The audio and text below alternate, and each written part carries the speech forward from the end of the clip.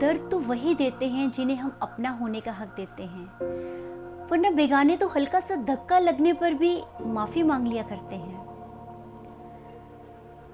शीशा और रिश्ता दोनों ही बहुत अहम हैं। शीशा टूटता है अपनी गलती की वजह से, लेकिन रिश्ता टूटता है गलतफहमी की वजह से। रिश्ते भी हम खुद ही बनाते हैं और खुद ही बिगाड़ते हैं, क्योंकि बहुत ज़्यादा एक्सपेक्टेशन करते हैं एक दूसरे से। हैप्पी मोमेंट्स क्या है, सैड मोमेंट्स क्या है, इनको खुद ही क्रिएट करते हैं। सपनों का राजकुमार मिलना happy moment, wedding day happy moment, giving birth to child happy moment, moving into new home happy moment. वो कस्में, वादे, सब हैप्पी मोमेंट्स। फिर ऐसा क्या होता है एक दिन कि वो हैप्पी मोमेंट्स सारे सैड मोमेंट्स हो जाते हैं, वो रिश्ते कांटों की तरह चुभने लगते हैं।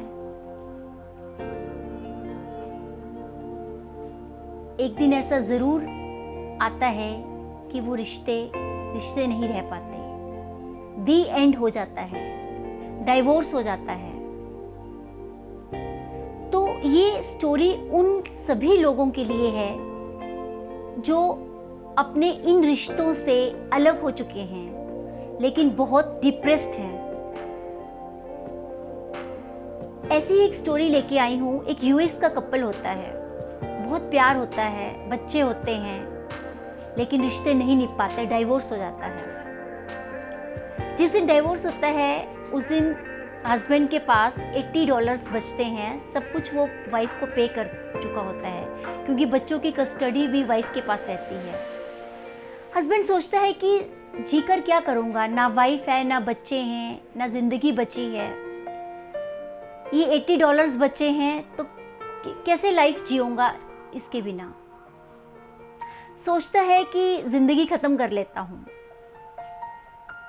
फिर थोड़ा सा समय बीतता है, सोचता है कि ये $80 ख़त्म कर देता हूँ, फिर सुसाइड कर लूँगा जाके।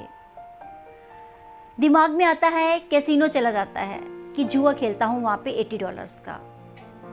कैसीनो पहुँचता है, बैठता है, एक पेपर दिखता है, न्यूज़ आई होती है कि एक गवर्नमेंट की कंपनी होती है गोल्ड माइंस की, जिसको ऑक्शन पे गवर्नमेंट ने एडवर्टाइजमेंट दिया होता है।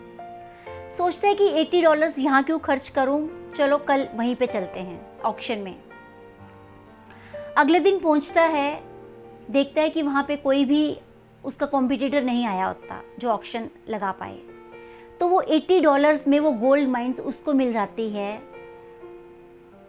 फिर बैठता है, सोचता है कि मैं इतनी बड़ी ज़मीन लेके गोल्ड माइंस की क्या करूँगा, जिसमें गवर्नमेंट ने कितने सालों लगा दिए होते हैं, लेकिन उस ज़मीन में से सोना नहीं निकलता।